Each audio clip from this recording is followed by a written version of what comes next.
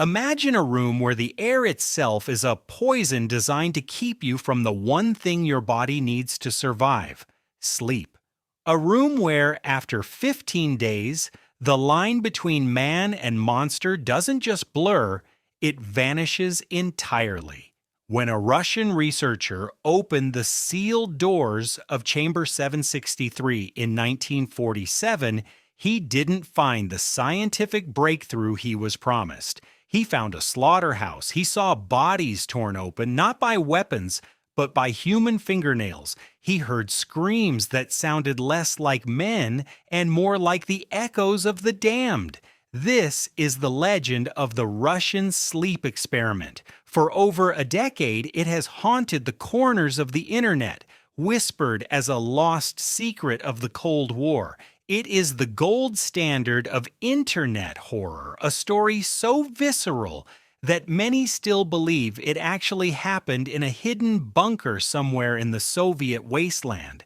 But how much of this nightmare is rooted in the dark reality of Soviet science, and how much is a ghost story designed to keep us awake at night?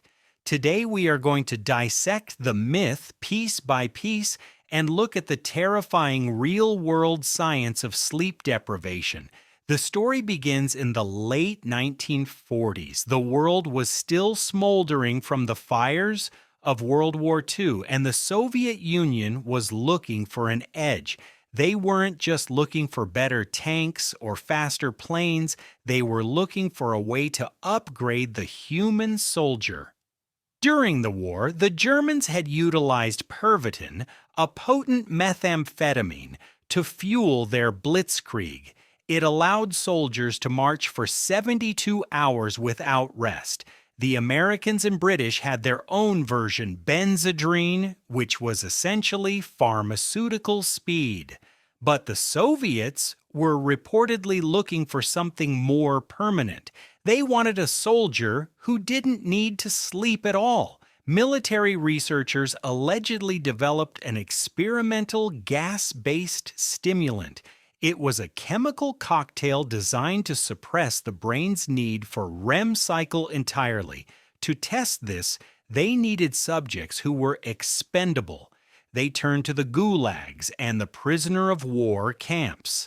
5 men, political prisoners from the war, were chosen. They were given a simple yet impossible deal. If they could stay awake for 30 consecutive days in a sealed chamber while breathing the gas, they would be granted their immediate freedom. To the prisoners, this sounded like a gift.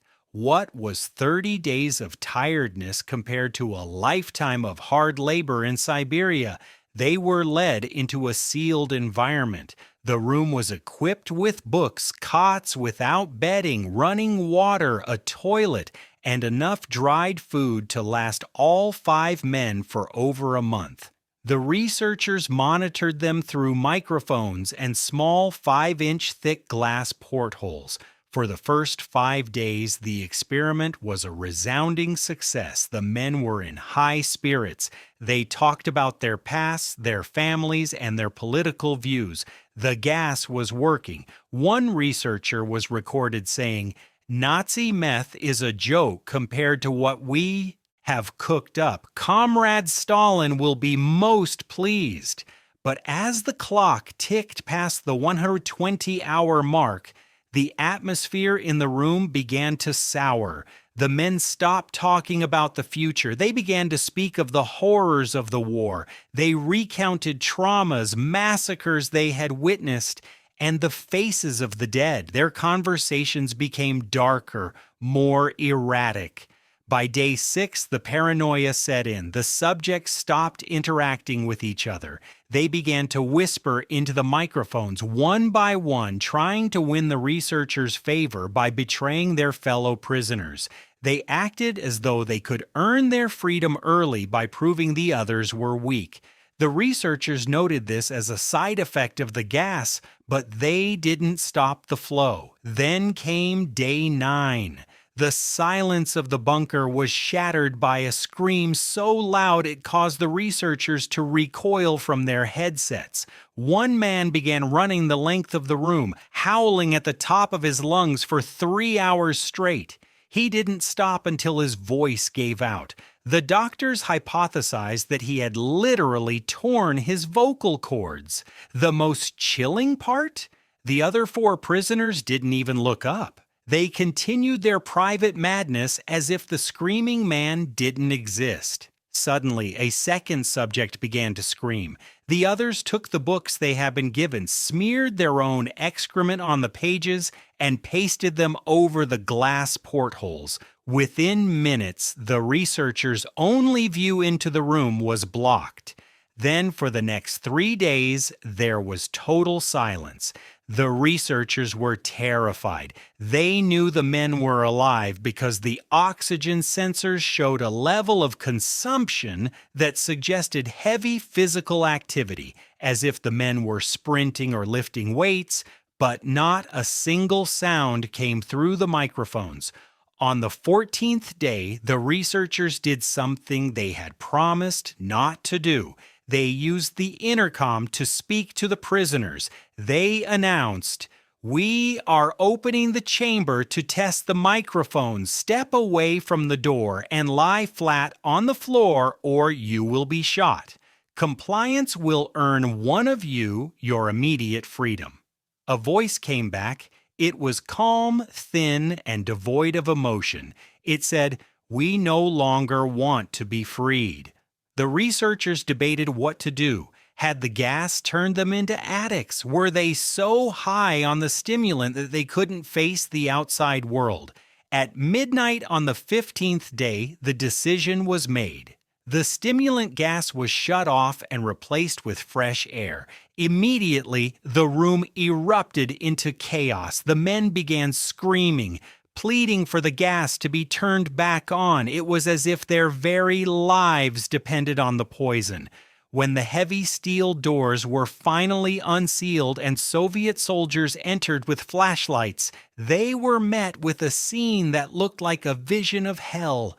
One subject was dead, slumped in the middle of the room. Huge chunks of flesh had been torn from his thighs and chest and stuffed into the floor drain, causing the room to flood with 4 inches of bloody water.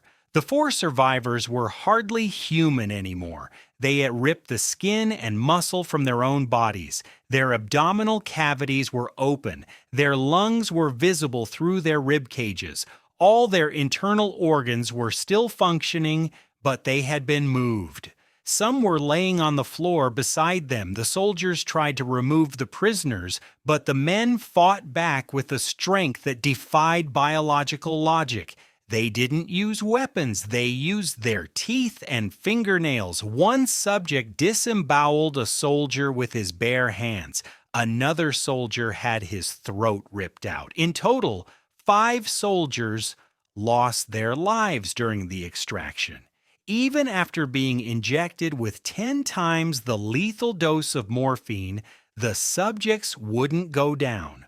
One man kept screaming more gas until he finally bled out, his heart beating for a full 3 minutes after his blood volume had dropped to almost 0. The remaining subjects were taken to a medical facility. One was being prepped for surgery to have his organs replaced. When the doctors tried to administer an anesthetic gas, he fought so hard he broke the leather straps on the table. When they finally succeeded in sedating him, his heart stopped instantly. He died the moment he lost consciousness. The last survivor was put under the knife without any numbing agents. He didn't scream, he didn't flinch. Instead, he smiled at the nurse. When she asked him why he was doing this, he asked for a pen and paper. He wrote 3 words: "Keep cutting." Eventually, the researchers decided to put the last survivors back into the chamber with the gas. They wanted to see what would happen, but one researcher had seen enough. He drew his pistol and shot the commander, then turned the gun on the last surviving subject. "I will not be locked in here with these things," he screamed. "What are you?" The subject looked at him with a bloody grin and whispered, "Have you forgotten so easily? We are you. We are the madness that lurks within you all, begging to be free at every moment in your deepest animal mind.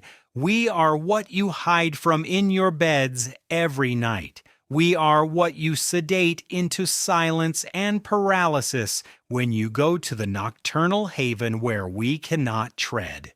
The researcher pulled the trigger, and the experiment ended in a puddle of blood and silence. It's a bone-chilling story, but now we have to transition from the world of nightmare into the world of facts, because while the story of Chamber 763 is a masterpiece of horror, it is just that, a story. The Russian sleep experiment is what we call a creepypasta. It first appeared on the internet around 2010. It was written by an anonymous author who likely drew inspiration from the genuine fears of the Cold War. But if we look at the details, the science of the story falls apart immediately. First, there is the biological reality. A human being cannot survive for days with their internal organs laying on the floor. Without a closed circulatory system, blood pressure drops to zero in seconds. You would lose consciousness and die almost instantly from hypovolemic shock. No gas, no matter how powerful, can change the laws of physics and biology. Second, let's talk about sleep deprivation itself. We actually have real-world data on this. The most famous case is Randy Gardner, a high school student who in 1964 stayed awake for 11 days and 25 minutes for a science fair project. He was monitored by Stanford sleep researcher Dr. William Dement. By day 3, Randy became moody and uncoordinated. By day 5, he began hallucinating. He thought he was a famous football player. By day 10, he was struggling with short-term memory and focus, but he didn't rip his skin off. He didn't become a super strong monster. He simply became very, very tired. When the experiment ended, he slept for 14 hours and recovered perfectly. There is also a rare medical condition called fatal familial insomnia. It is a horrific genetic disorder where the brain loses the ability to enter sleep.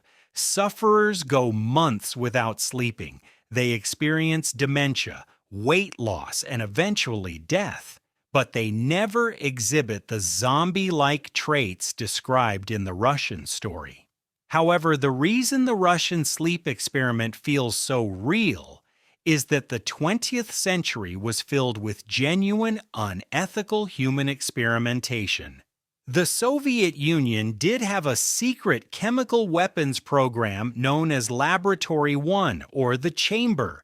They tested poisons like ricin and mustard gas on prisoners to find a tasteless, odorless chemical for assassinations.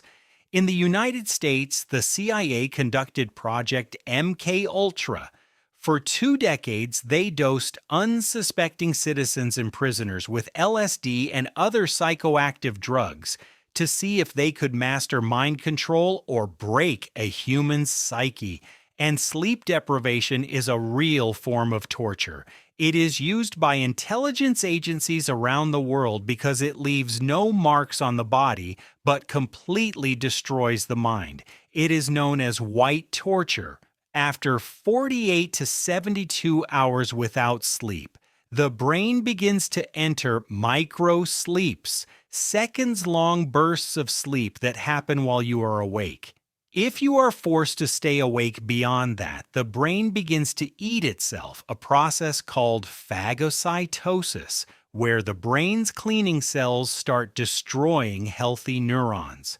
So while the story of the gas and the monsters is fiction, the horror of what humans are willing to do to each other in the name of science or war is very real.